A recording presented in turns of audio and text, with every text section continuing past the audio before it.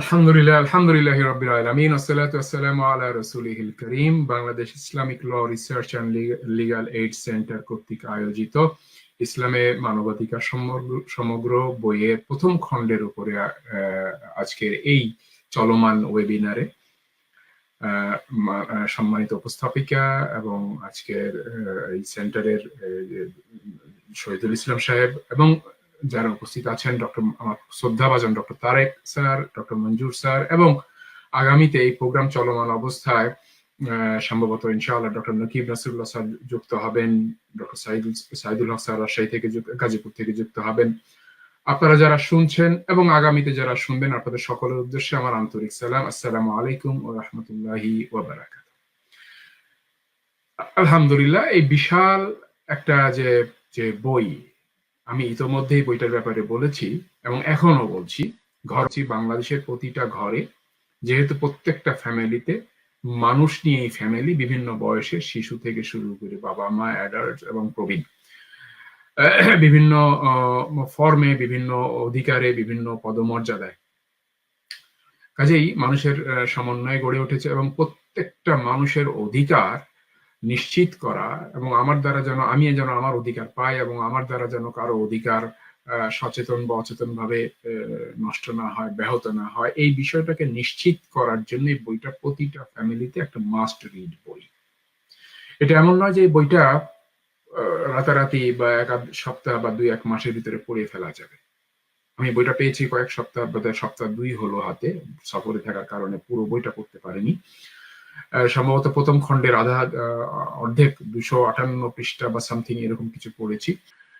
আমি এই বইতে পড়তে গিয়ে কি পেয়েছি আর কি পাচ্ছি সেটা হচ্ছে পরবর্তীতে পরে আসছে, কিন্তু তার আগে Bangladesh Islamic law research and legal aid সেন্টারকে এবং এর সঙ্গে যারা জড়িত, বইটা অনুবাদের ক্ষেত্রে, তর্জমার ক্ষেত্রে, সম্পাদনার ক্ষেত্রে, প্রুফ রিডিং এর ক্ষেত্রে, ছাপার ক্ষেত্রে, মানে যে পর্যায়ে হোক, যে যেভাবে জড়িত ছিলেন, তাদের সকলকে আমি অন্তরের অন্তঃস্থল থেকে অশেষ কৃতজ্ঞতা জানাই মুসলিম উম্মার একজন সদস্য হিসেবে।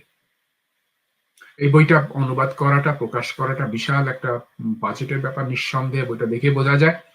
এবং বাংলাদেশের পাঠক সচেতন বা পাঠকদের যে স্ট্যান্ডার্ড, সেটাকে বিবেচনা করলে এই বইটা প্রকাশ করাটা একটা বিশাল ঝুঁকি, আর্থিক ঝুঁকিও বটে।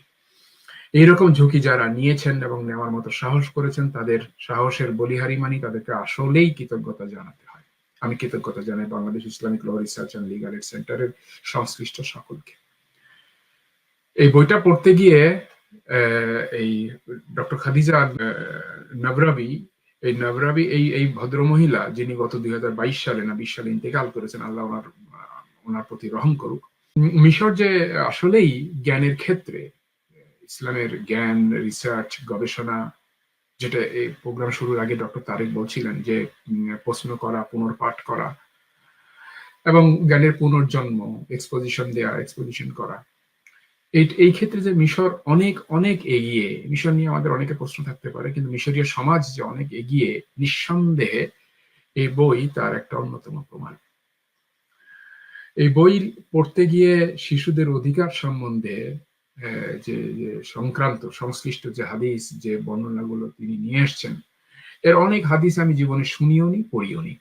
অবভিয়াসলি আমি একজন আলেম নই, কিন্তু নিজের আগ্রহের কারণে আমি ইসলাম নিয়ে পড়াশোনা করি। তো সেই পড়াশোনার ধারাবাহিকতায় এইসব হাদিসগুলো আমি দেখিনি। আবার দুই একটা যা দেখেছি, সেগুলোকে উনি যে প্রেক্ষাপটে সেট করেছেন, বর্ণনা করেছেন, এটাকে ফার্দার ডিটেলস এক্সপ্লেনেশন দিয়েছেন, অ্যামেজিং। এটাতে বোঝা যায় যে উনি এই বই লিখতে গিয়ে ব্যাপক পড়াশোনা করেছেন। ওনার নিজের যে যে যে যে জ্ঞানের স্তর, সেটা তো বটেই, তাছাড়া উনি যে অত্যন্ত নিখুঁত এবং সাবধানতার সাথে সময় দিয়েছেন, পড়েছেন, বাছাই করেছেন, সেটাকে রিলেট করার চেষ্টা করেছেন, এটা এক অ্যামেজিং বিষয়। উনি যে এই বইয়ের পেছনে সময় দিয়েছেন, জীবনে যদি আর কোনো কাজ নাও করতেন, ওনার কোনো থিসিস নাও করতেন, তাহলে সম্ভবত এই একটা বই ওনাকে মুসলিম সমাজে, বিশ্ব সমাজে, এটা শুধু মুসলিম সমাজের জন্য না, বিশ্ব সমাজের জন্য একটা অকাট্য এবং আনচ্যালেঞ্জড, আনপ্যারালাল দলিল হয়ে থাকবে।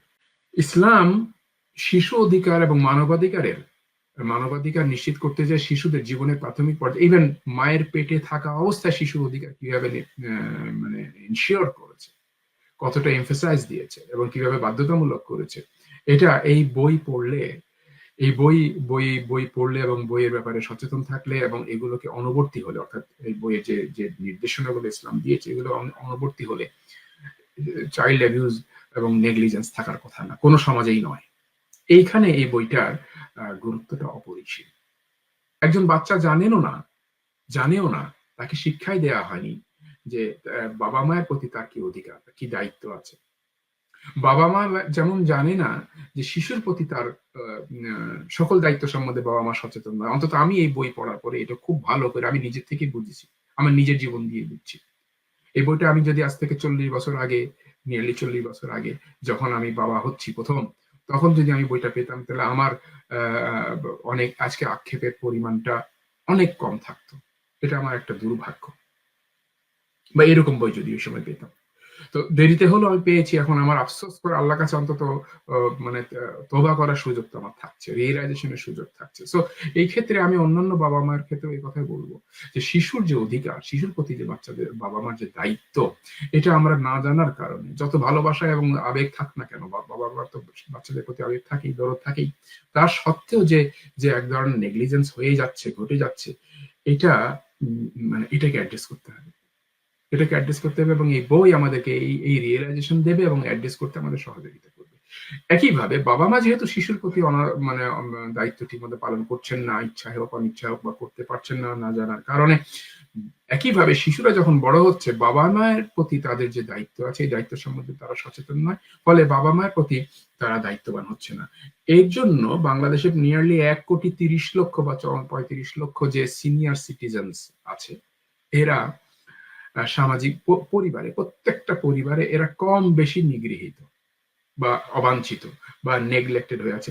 অনেক ওয়েল টু ডু ফ্যামিলি আছেন, যাদের অনেক সচ্ছল পরিবার আছেন, যাদেরকে বাবা মায়ের খাবার দাবার এবং আবাসনের ক্ষেত্রে কোনো সমস্যা হচ্ছে না, কিন্তু তারপরেও বাবা মা এই বুড়ো মানুষদের যে মানসিক যে চাহিদা, যে তাদের যে যত্ন, যে প্রতিপালন, এই ক্ষেত্রে তাদের যে যে আবেগ এবং মানসিক যে দিক, যে যে কেয়ার দরকার, ইমোশনাল কেয়ার অ্যান্ড রিহ্যাবিলিটেশন দরকার, সোশ্যালাইজেশন দরকার, এটা সম্বন্ধে শিশুর কোনো মানে আমাদের শিশু তো দূরের কথা, আমাদের নিজেদেরই কোনো সচেতনতা নাই। অথচ এই বইটা এই বিষয়গুলোকে অ্যাড্রেস করেছে। এটা একটা অ্যামেজিং বিষয়। যেহেতু আমি এই পার্টিকুলার বিষয়টা নিয়ে আমি কাজ করি বা কিছু কাজ করার চেষ্টা করি, কাজ করি বলতে কিছু কাজ করার চেষ্টা করছি, সেহেতু এই বইয়ের এই আপাতত যেটুকু পড়েছি এগুলো আমাকে মানে এতটাই টেনেছে যে বইটা এখন আমার মানে কি বলবো, পকেটে রাখার মতো হলে পকেটে রাখার মতো বই এটা।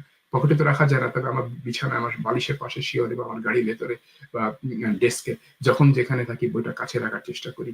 রিপিটেশন, পড়া জিনিসটা যেন আর একবার পড়ি, পড়া হাদিসটাই যেন আর একবার পড়ি। আমি যেন ডক্টর নাবরাবি যে কথাটা বলতে চেয়েছেন, যে আবেগ নিয়ে বলতে চেয়েছেন, আমি ওই আবেগটাকে যেন ধারণ করতে পারি।